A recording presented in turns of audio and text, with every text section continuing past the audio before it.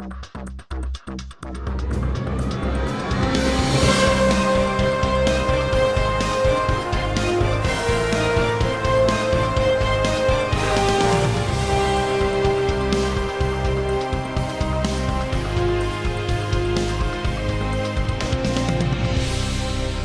up, everyone? Welcome to The Drop. This is the official podcast of ComicDrops.com.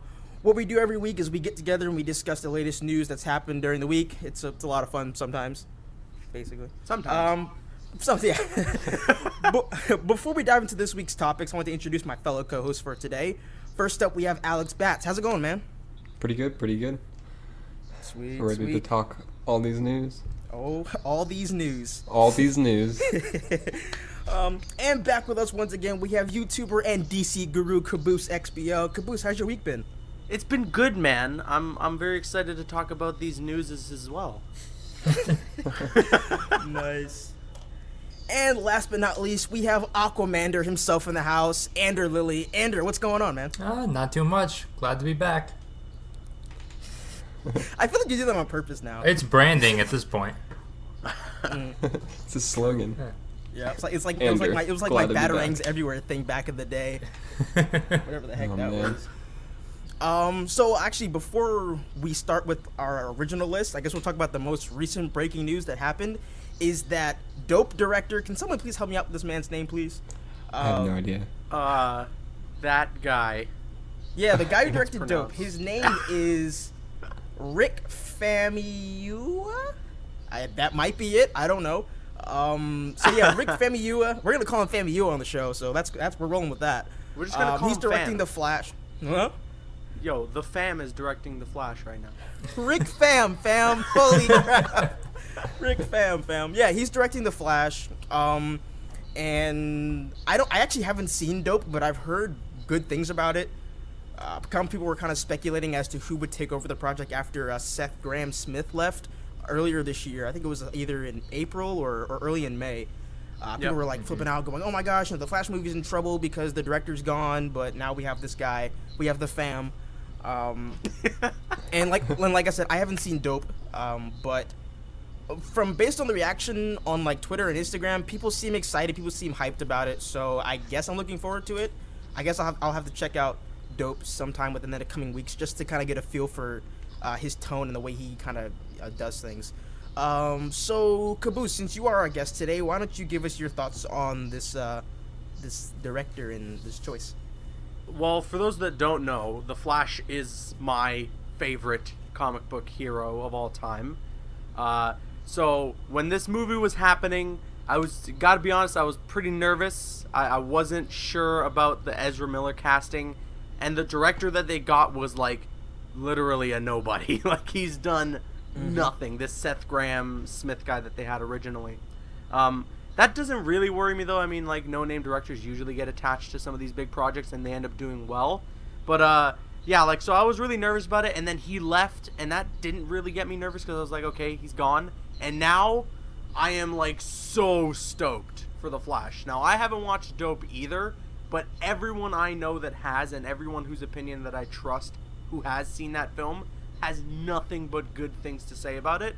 So the fact that this guy is attached to The Flash now, like, that's a big thumbs up, especially considering, you know, you went from this director that nobody knew about to this director who he might not still be as well known, but he's directed a film that people really appreciate, and that's enough of a resume to go into The Flash with. So I am so stoked for The Flash now. This guy seems like he has the chops. He seems like he can do this character justice, especially from what I've heard about Dope, is that it has kind of this frantic pace, and that works for a character like the Flash. So I'm just really, really excited. I'm so glad that this guy's under the DC films now.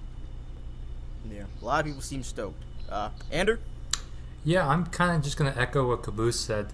I've never seen Dope or any of his movies, and I wasn't heartbroken when Seth left the project.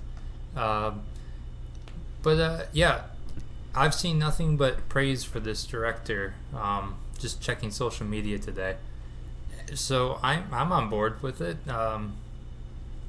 Yeah, he's got nothing but good things to say. So let's do it. Yep. Alex, what about you, man? Yeah, I'm basically gonna repeat everything y'all have said. I also haven't seen it, but my Twitter blew up whenever this news came out, and everyone was super excited. And so now I have to go watch Dope and see what all the talk is about and what he can do. But if everyone that I've seen is on board with it, I'm on board with it, and I'm hyped. So, bring it on. Yeah, like everybody said, there's been nothing but positive feedback on social media, which is always a good thing when it comes to any kind of executive like decisions when it comes to people being cast in movies or directing them, because comic book fans are very, very picky when it comes to things like that, which I guess they have the right to, but not really. I don't know. But yeah. Yeah, Rick Fam directing The Flash. I'm excited. Rick Fam. Damn, fam. All right. So now we're going to move on to our actual list of things. And we're going to start with the Batman v Superman Ultimate Cut trailer finally being released by Warner Brothers today. It's really cool. There have been like a lot of rumors as to when DC Films and Warner's were going to release the cut. The trailer we got an official release date of I think it was June 28th for the digital HD copy, and then I think it was July 19th for the Blu-ray. Yes. Blu-ray? Yes. I'm happy I got those dates right.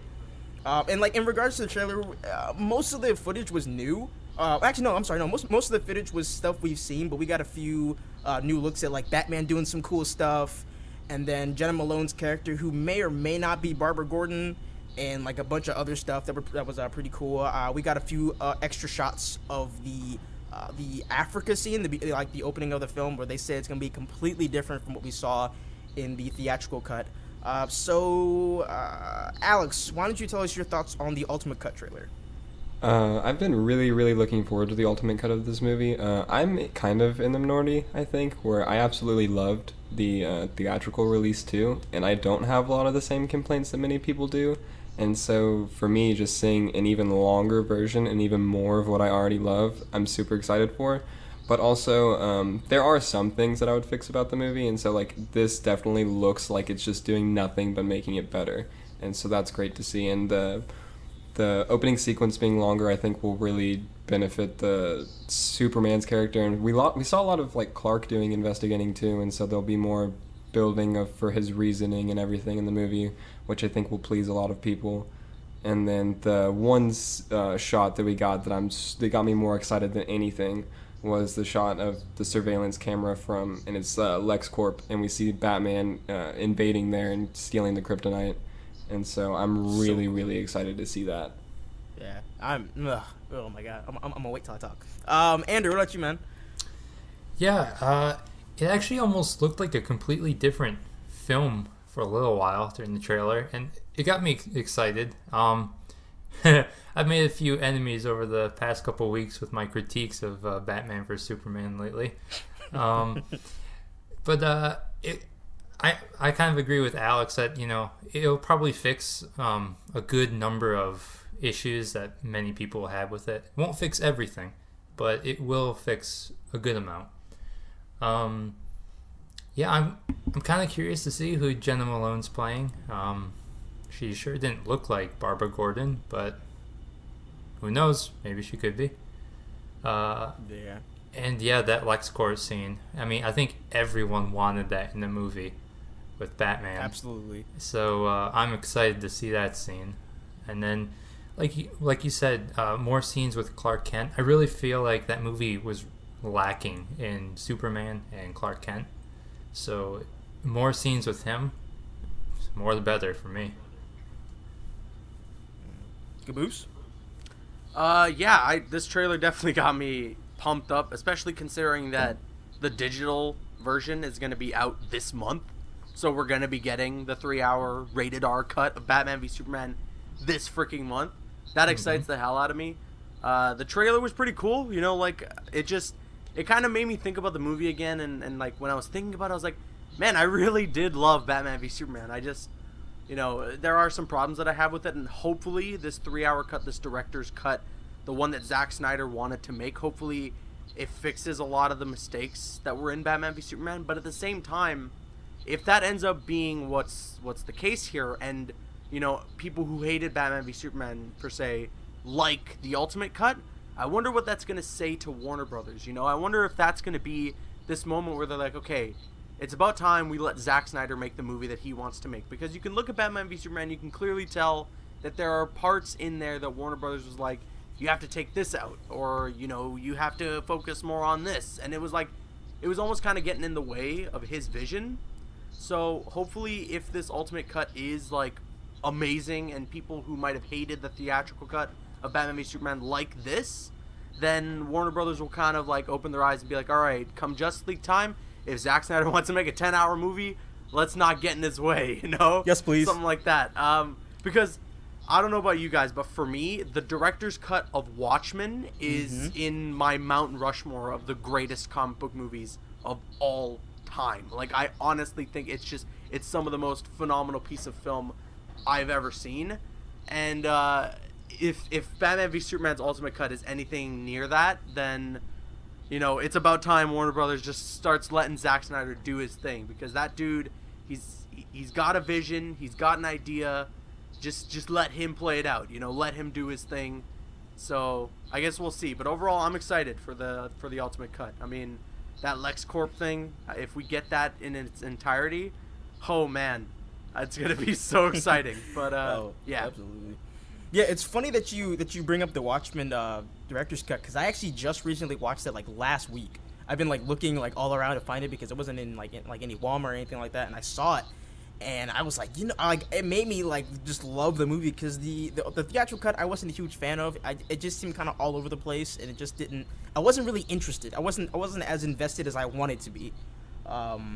And then by watching the Ultimate Cut, director's cut, I was like, this movie is a masterpiece. Like, it's definitely one of my favorite comic book movies now. And if the Batman v Superman cut is half of that, I'll be satisfied, honestly. Oh, because this would be like an extra like 30 minutes of like footage, because like it'll a 3-hour be cut. the same length as the Watchmen something like director's that. cut. It's a full 3 hours, right?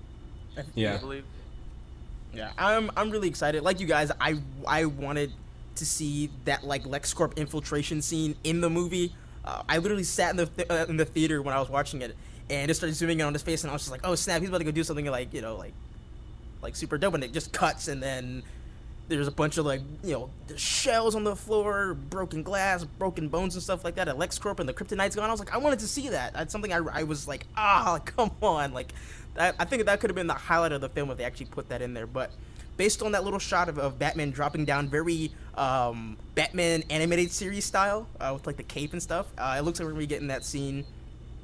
One thing that I'm hoping that the Ultimate Cut extends is the Batman Superman like actual fight, because in my opinion the fight was just a little bit too short, and it featured a lot of just Batman kicking ass and not enough Superman kicking ass. I mean, like, you know, I don't know, I just felt like we should have gotten a little bit more. Agreed. I think they also said there's gonna be some extended scenes of the Doomsday fight, right? That Doomsday fight was awesome. So any more of that? Yeah, I feel like they said that they're gonna have like more scenes that they cut that were just like, oh, like too violent for the movie. I was just like, okay, I mean, that's cool. The thing about the Doomsday fight for me was like, it was like Godzilla, where they cut away from it just when it was getting so good. So like, I just didn't get that full satisfaction out of it. So maybe we'll get a little more of it in the Ultimate Cut. But yeah. You know where I think they could actually fit like more stuff in. So you remember when Wonder Woman's fighting him and like he like pushes her back and she hits that thing, like a cinder block or whatever, and she like zooms back in. I think because the way it cut was just really weird to me. So I think maybe that scene extends even more, because I don't know what I was watching, but actually no, the last time I watched the movie I saw that, and it just cuts away when she kind of she uses like the super speed or whatever. Yeah, when she zooms past, yeah. Yeah, I was like, you know what? I think there's a little bit more there that they had to cut. Because then it cuts like Lois going to go get like a kryptonite spear or something like that. But anyway, yeah, I'm excited. I'm debating on whether or not I should just get the digital copy or wait for the Blu-ray release, because I honestly don't have the patience. Yeah, I don't think I have the patience to wait for that long. I have to get both. I can't. I know that I will not be able to stop myself from buying it. Yeah. Oh god, this is gonna be I'm super excited. I was really surprised when it said it was coming out this month. I was like, I was expecting like August or September or something like that, but not this soon. But I'm super stoked. I'm not complaining. I'm gonna be sitting there just grinning from ear to ear because I Batman v Superman is one of my favorite movies ever. It's really good. All right. Next up, we're moving on to something that I think is kind of funny and annoying. Because I mean, it's just kind of stupid if you ask me, because it keeps going on and on and on. So Willa Holland, who plays Speedy on Arrow, was kind of like shading Warner Brothers for having them kill off their dollar store Suicide Squad in order to make room for the Suicide Squad movie in the DCEU. And she mentioned how, like, when it was announced that a Justice League movie was happening, that they all assumed that Stephen Amell and Grant Gustin would be playing Green Arrow and The Flash, and obviously that's not happening.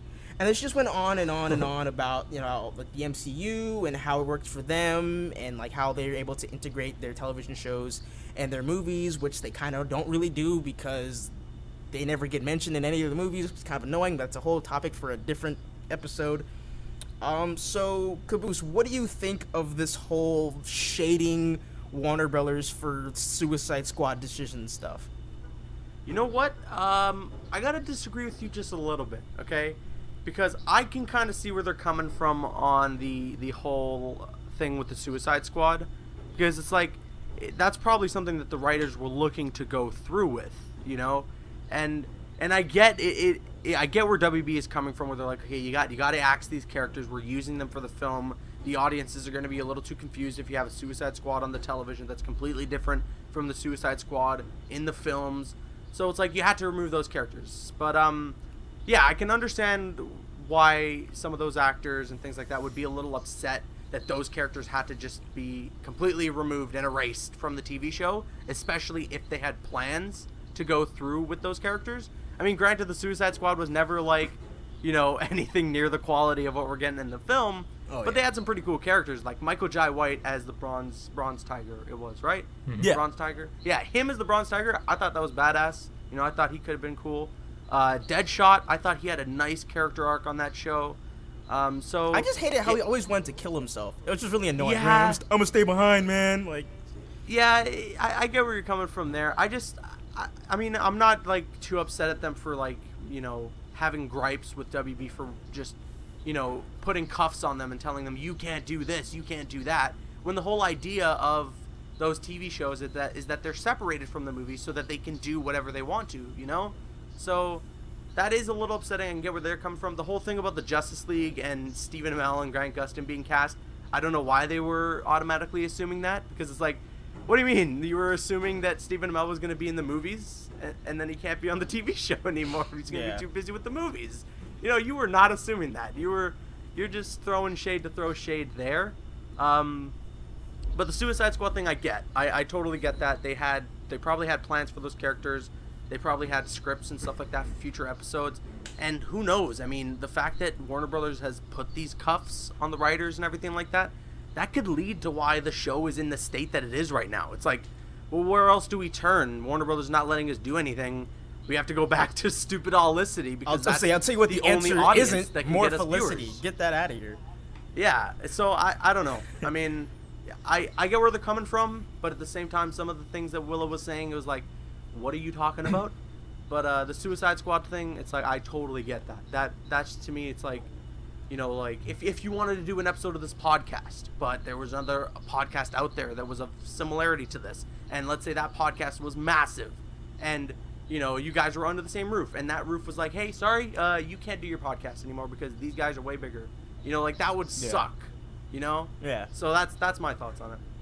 See, and like the thing is, I do understand where she's coming from, but the thing that annoys me is that they keep talking about it. They keep talking. They keep saying things about the movies, and they're low key like throwing like shade. It's just like, we get it. Like we know that you're not happy. We know that you thought it was going a different way. So just let it go. Talking about it isn't going to solve anything.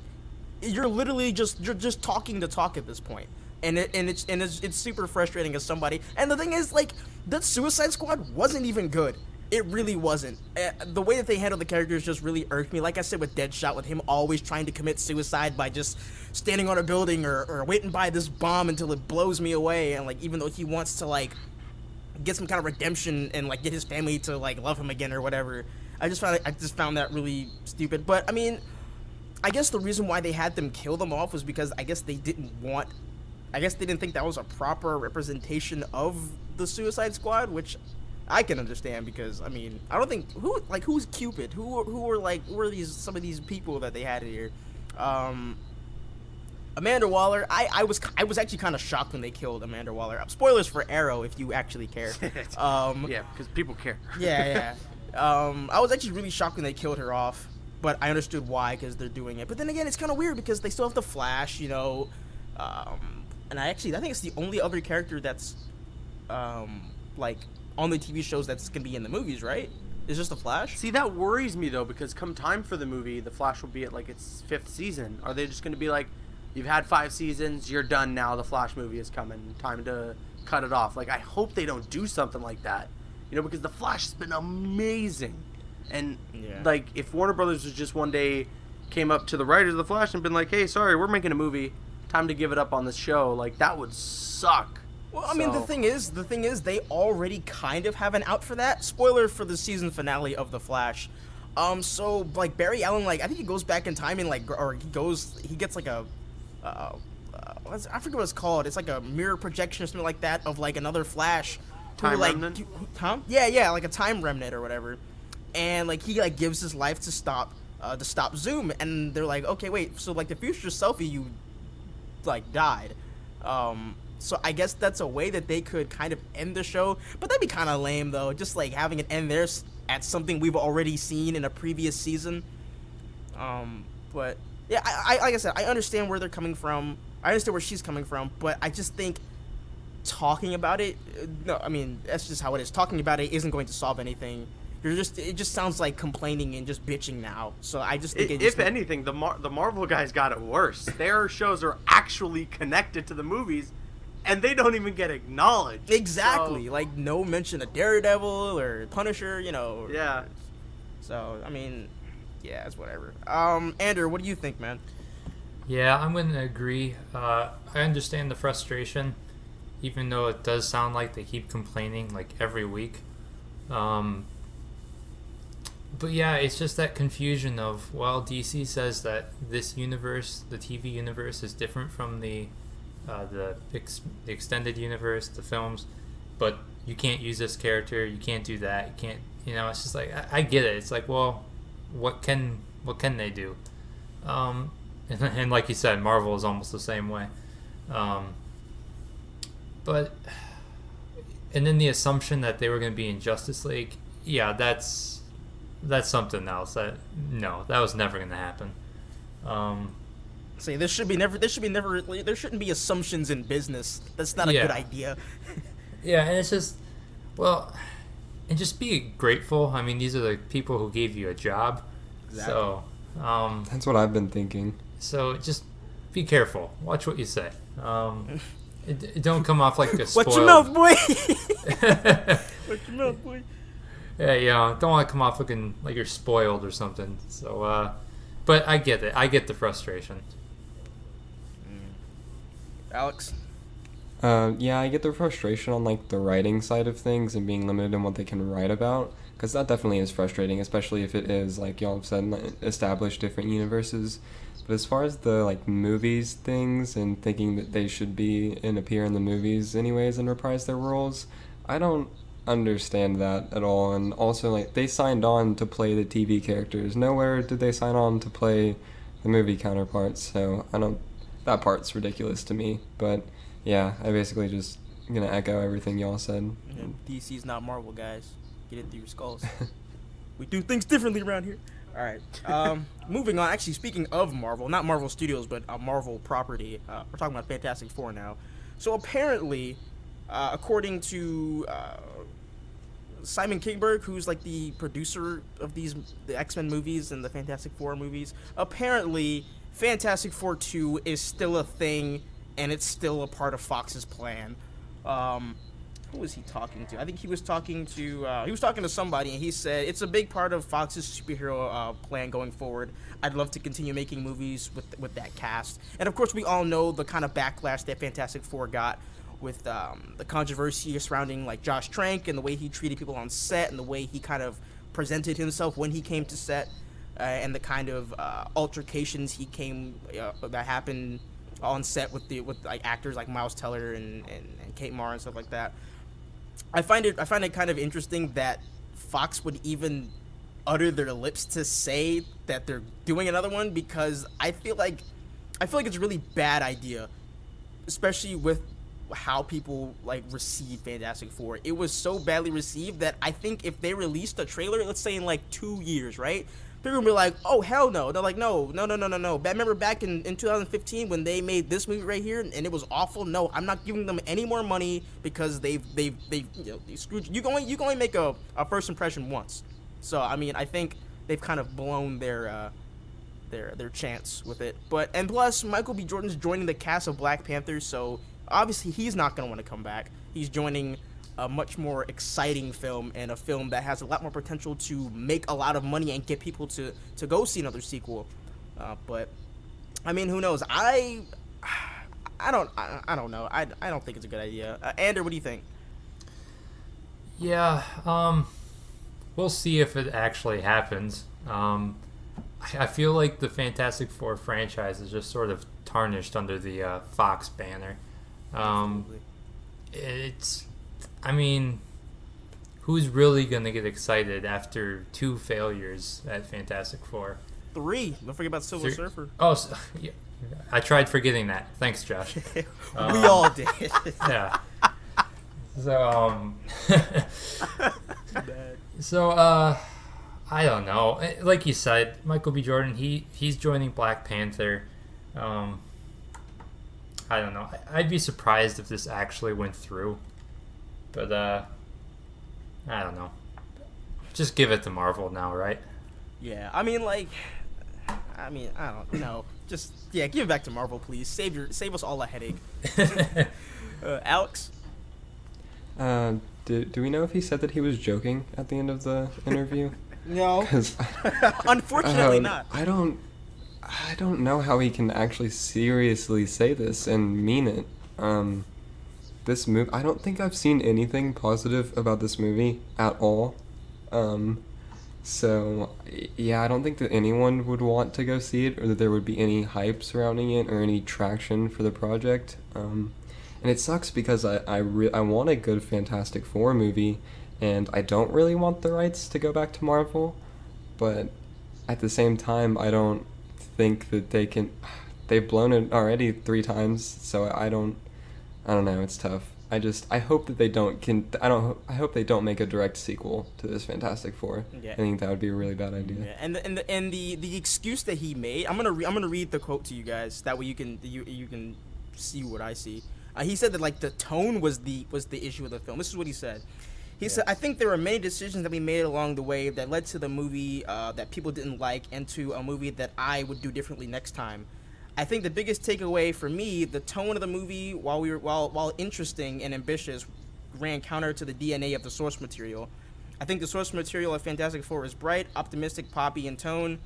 There's a sort of plucky spirit to those characters. We made it a darker, sort of bloody horror kind of version of the Fantastic Four, which again, as I say it now, it sounds really interesting, ambitious, but isn't necessarily Fantastic Four. So the good thing about it is that they understand that the dark tone doesn't work for the Fantastic Four. The Fantastic Four is not some dark and gritty like team or a group of people. Mm-hmm. These people, like, they enjoy their powers. They're bright, they're colorful, they're Fantastic exciting. Four are not the Suicide Squad. Yeah, exactly. Yeah. Like, so I mean, I think there's a lot more wrong with that movie than the tone. But I mean, whatever. Caboose man, what do you think? Yeah, I was going to say the same thing. I mean, the tone isn't necessarily the problem, because we got the bright tone Fantastic Four, and that didn't turn out well either. The problem was it wasn't a good movie, like they didn't go and do what they set out to do, and a lot of that has to do with some of the things that happened behind the scenes, and to be honest, what happened behind the scenes is it's so extremely rare and so bizarre of a thing to happen that it's just like it was doomed from the start. It was just doomed from the start, from the problem that they had with the director and everything like that, and this guy showing up high and, you know, drunk on set, allegedly at least.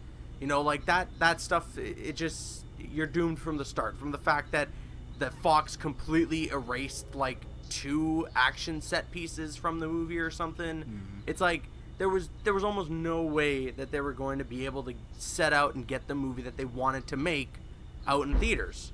And that's unfortunate, but I still think that the cast that they had, Simon Kinberg being the writer, this guy who wrote Days of Future Past and plenty of other good movies, and a director who was good, who was known as a good director, there was a lot riding on this movie to be good, and just all the wrong things happened.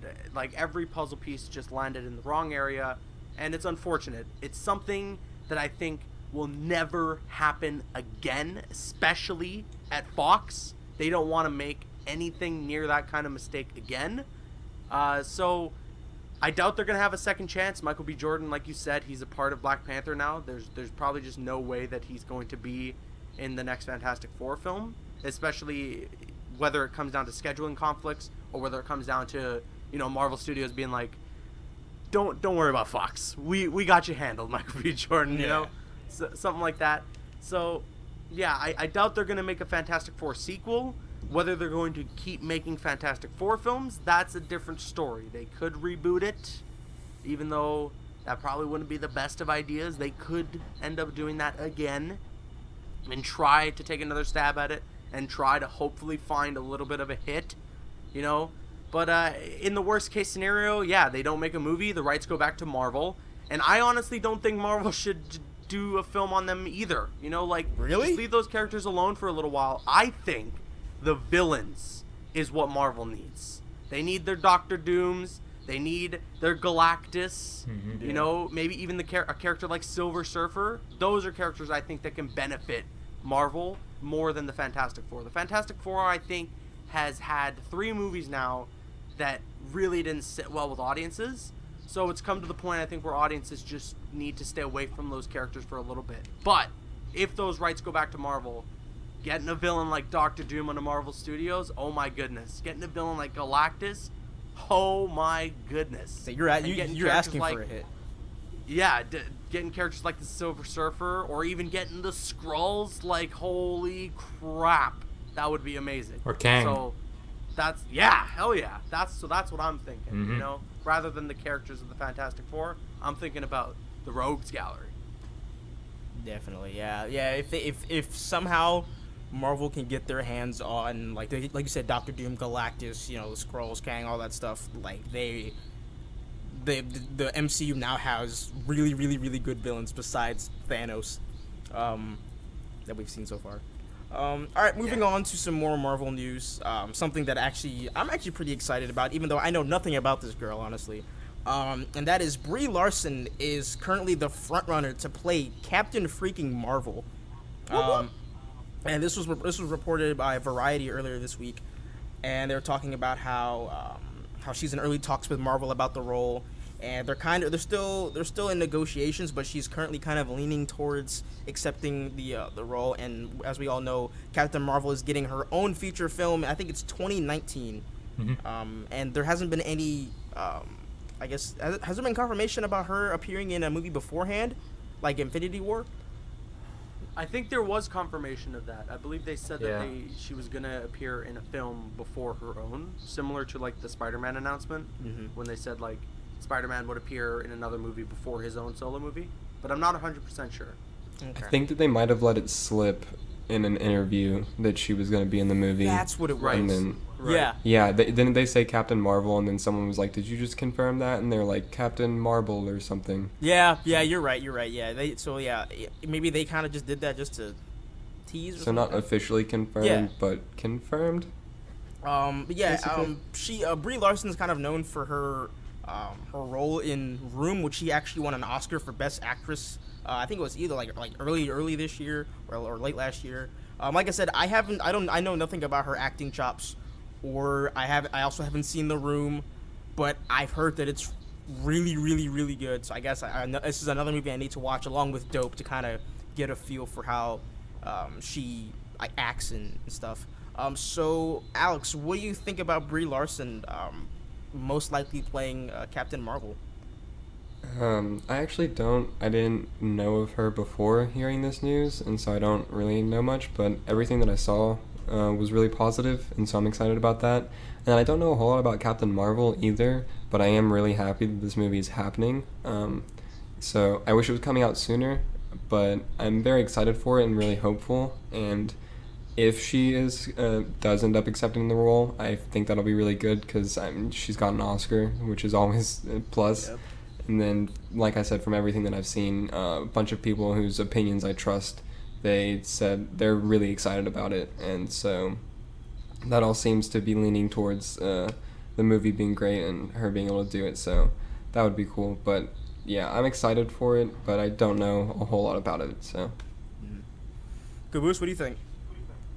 Oh, this is awesome. I don't know why I've never thought of Brie Larson as Captain Marvel. Like, that's such a perfect casting, and especially she's coming off the heat of winning an Oscar and everything like that. If she gets this role, if she chooses to take this role, it's going to be a big win for Marvel. So yeah, she's awesome. I loved her in 21 Jump Street. Wait, she was in 21 Jump Street?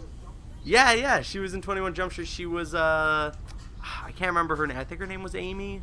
She was the love interest, Jonah Hill's love interest. Wait, what? How did I? What? Yeah. She was in 21 Jump Street. Yeah, she's awesome. I haven't seen Room, but I hear she's phenomenal in that. Hell, she won the Oscar for it. So I'm hoping, I'm crossing my fingers she gets this role, because I think it's honestly like a perfect casting. Wow, she was in 21 Jump Street. I'm kind of baffled because I didn't. Yeah, you're right. She was definitely in there. Like, I'm picturing it in my head right now. Okay, that's weird. All right, Andrew, what are your thoughts?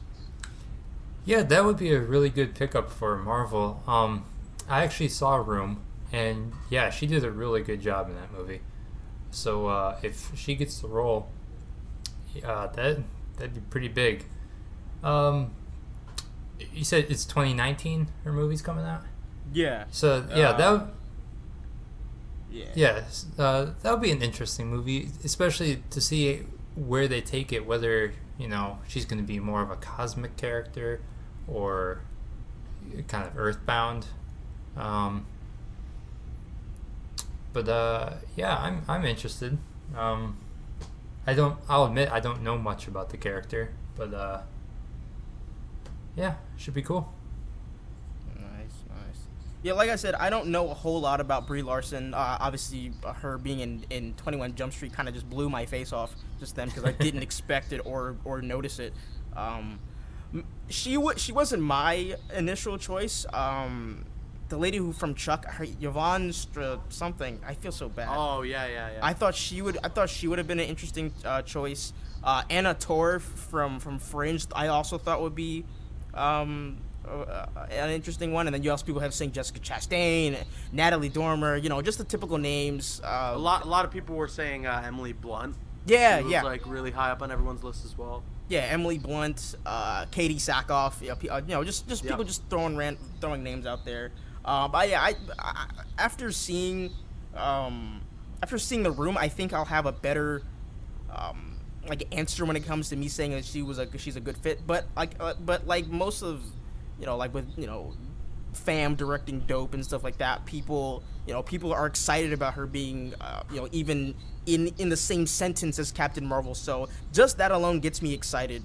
I like Alex, I don't really know anything about Captain Marvel. I know she was called Miss Marvel for a little bit, but that's the extent of my Captain Marvel knowledge, unfortunately. But I don't really know much about the character either, but I'm really excited for them to make a movie about her so that I can learn about this character. So yeah. And I guess the last topic we have today is something that we've all been kind of itching to talk about already, and that is DC Rebirth. DC Rebirth actually I think it finally launched this week.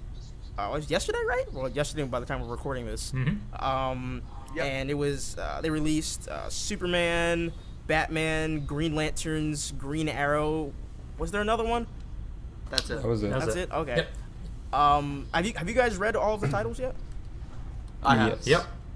I guess I'm the only one. I've only read Green Lanterns, and I'm itching to read Green Arrow because I hear it's the best out of the four that's been released so far. So, Anders, since you are our comic guru, why don't you give us your thoughts on Rebirth so far and the titles? So far, I've been loving them. Like you said, Green Arrow is probably one of the best ones. Obviously, I think Green Lanterns is, but I don't know. I might be a little biased. I love the Lanterns, but Green Arrow was really great. I mean, everyone's been waiting for Green Arrow and Black Canary to interact for the first time since the New 52 began. Batman was good. It's interesting to see Tom King.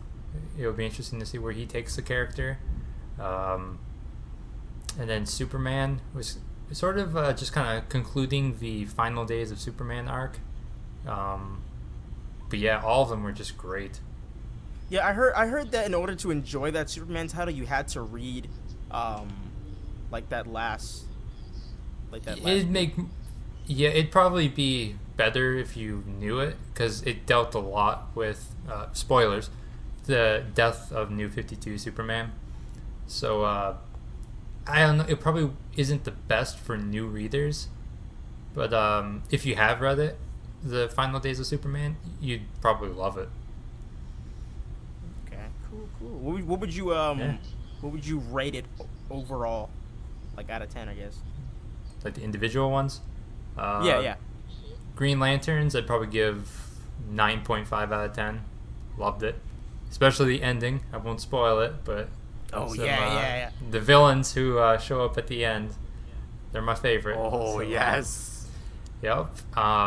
Green Arrow, probably 9 out of 10. Superman, probably 8 out of 10. And then Batman, probably 7.5 out of 10. Really? Batman's the lowest rated one? I mean... It is, yeah. I didn't enjoy that as much as I did the other ones. Okay. But still good. Alex, Still good.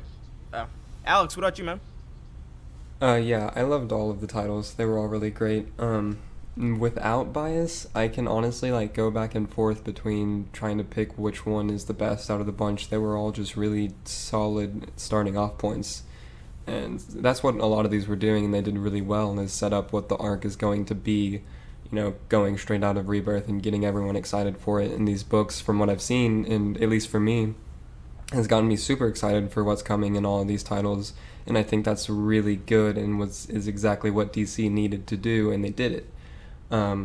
With bias, Batman's my favorite book of the lot. Surprise. But yeah, I'm super excited to see where Tom King takes him. He's one of my favorite writers.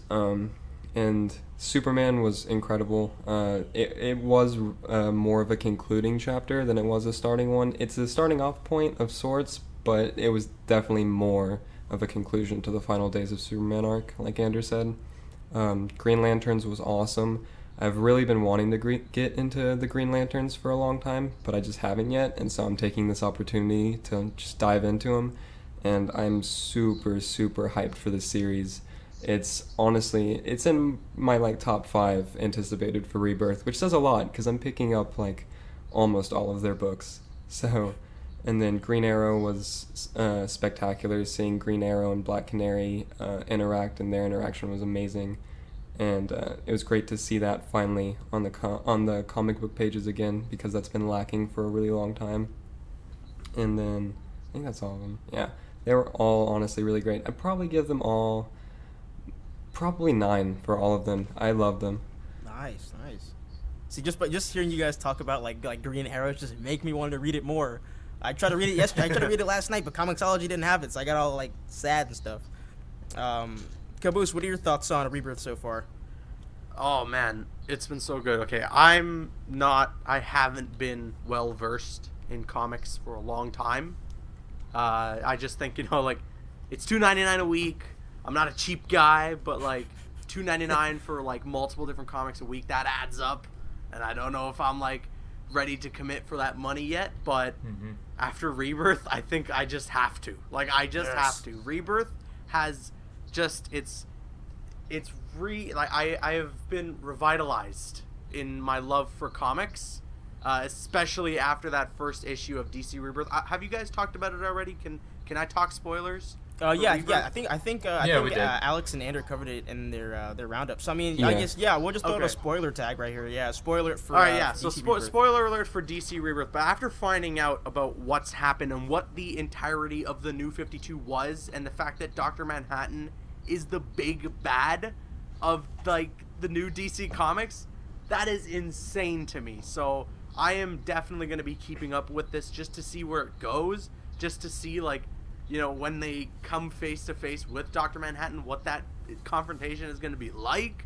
But That's gonna be yeah, insane. these comics so far, these first wave of issues that they've released have blown me away. I mean, I'll say this much: Batman's issue, maybe just because I haven't been well versed in the comics and I haven't been so tied to the character and what's been going on before, but his issue was the one that underwhelmed me the most.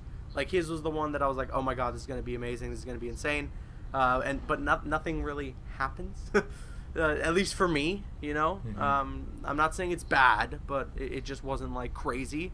Green Arrows I thought was phenomenal. Like, the art is just, it's so Beautiful.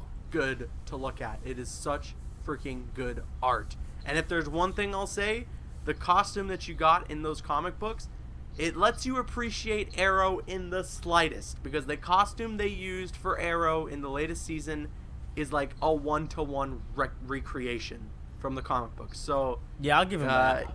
That's all they get. yeah, so the art in Green Arrow was so good, and it was awesome to see his interaction with Black Canary. And it was awesome too, again, just to see those little Easter eggs and stuff as to what happened with DC Rebirth, and this whole idea that everyone's memories were erased, like 10 years of time was completely erased from everybody. Green Lanterns, which I just read today, fantastic. It was so cool to see these new Green Lanterns that I don't know that much about, and to be so tied to their characters right away. You know, like, you see this kind of this buddy cop vibe coming from it, and I love that. I think that's going to be awesome going forward. And I like the fact that, you know, it's not about Hal Jordan and everything and all these main Green Lanterns that we've known for so long. It's about these new guys, about the new characters, you know, getting us to know about some newer Green Lanterns, some newer characters and everything like that. And of course, as you guys mentioned, the villains that we see at the end. Oh my goodness, it's going to be awesome. And then I read Superman today as well. Superman was awesome. I liked the way the story panned out. I didn't read the arc that it's based off of, but I felt that I was caught up and I understood everything that was going on in that issue. So in that, I thought it was pretty enjoyable. I liked some of the callbacks that they made to some original Superman comic books, so that was really cool. And overall, yeah, just every issue has been awesome, but I am just counting down the days for the Flash's issue, because his is probably going to be the one that's most tied to Rebirth as a whole. So I am just so freaking excited for the Flash's comic. Overall, yeah, they've all been great. I think I'd probably give Green Arrow a 9.5, Green Lanterns a 9.5, Batman I'd probably give a 7, and then what's the last one? Superman I'd probably give like an 8.5 out of 10. Okay, yeah, so basically good scores all around. Even though some of them are lower than the other ones, that doesn't mean that the books are bad. I don't think there's been any. None of them were bad. Yeah, anyway, there haven't been any bad books in Rebirth. Unfortunately for me, what were you about to say? I was just gonna say, it just feels like there's actually a sense of direction with the DC books right now, because because it felt like with the New 52 and DCU, it felt like they were just throwing ideas at the wall and seeing what stuck. But now we kind of, just like Jeff Johns was saying, we have that optimism, that love, the legacy. I mean, I know it's the first week, but you can already get a sense of that. Sweet. Yeah. Yeah, like I was saying, unfortunately for me, like these guys, I haven't read all the books. I've only read Green Lanterns, and I think I picked like the perfect one, and I'll explain why. I like perfect one for me jumping into DC Rebirth. And the reason for that is I have been kind of slacking when it comes to reading comics for a very long time. I just started reading the New 52 Batman like a few months ago. I think in December. Alex convinced me to start reading it, and I felt out of the loop. I felt like I didn't know what was going on. I just kind of felt just out of place. And then reading Green Lanterns and seeing like Jessica Cruz, and she's like a new Green Lantern. I feel like I'm new too, so we're kind of like going on this journey together, kind of learning things about like the core and like the other characters, which I find that like I feel like I have like a little buddy now, because like I'm reading Green Lanterns, because I guess I don't know a lot about Green Lanterns as well, but I've always loved the character, and I've always kind of loved the world and the lore surrounding the core. So having a character like Jessica Cruz kind of go on this journey with me to like explore like stuff and like learn things about different creatures and just things in the DC universe is really fun to me. And like you guys said, the villain, I love the villain. He's one of my favorite DC villains, and I'm really happy to see him show up. Mm-hmm. Actually, since I only read one, I guess I'd probably give Green Lanterns a 10, just on my experience alone, and the whole thing about me not being able to jump into comics as much as I wanted to, back when New 52 started. But yeah, I'm looking forward to Rebirth. I'm actually gonna read the rest of the titles tonight, just because. And I guess minor spoilers for Green Lanterns. I like what they're teasing, in the idea that there could be a new, maybe a new ring of some sorts. Oh yeah, yes. yeah. I'm excited. So that could be really interesting. I was wondering what was in that little box. Actually, I was just like, yeah. Okay. I'm very excited about that. Just by you saying that it could be a new ring, I didn't think about that. I was just like, what is that? I guess we'll find out eventually. But saying it's a new ring actually might make a lot of sense. The magenta core. I don't know. So if anybody has anything else to add, I guess that's it for us today, right? I believe so. Yeah. All right. Before we selfishly plug our social medias, it's time for us to selfishly plug our t-shirt store. If you like wearing clothes, we have some. So why don't you go to the link and buy some clothes? We make cool shirts and stuff. Actually, the shirts are actually pretty cool. They're made by a lot of cool people. So yeah, wear some t-shirts. It's an easy choice. Would you rather be walking outside without a shirt on, or with a badass Comic Drops shirt on? Exactly, I think it's an... Yeah. If you want to go shirtless, then go shirtless. But whatever. So Caboose, why don't you tell people where they can find you at on the interwebs? You asked me? Yeah. Sorry, I totally didn't hear you there. Well, you can find me on YouTube at CabooseXBL, or you can find me on Twitter at Caboose_XBL. And I plug it every time for no reason, but you can check the barren wasteland that is my Facebook, which is also at CabooseXBL.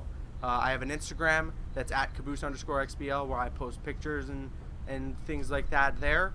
And just follow me on Twitter. That's where I talk the most. And then you can check out the channel covering Batman Return to Arkham, as well as the possibility of Injustice 2. E3 is just 2 weeks away, so let's see if that gets announced. But, that's where you can find me.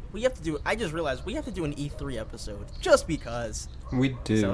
So look out for that E3 episode coming in July. Look out for it. It's gonna be cool. Alex, where can people find you at? You can find me on Twitter and Instagram and YouTube, actually. I haven't started uploading yet, but I'll be uploading regularly pretty soon.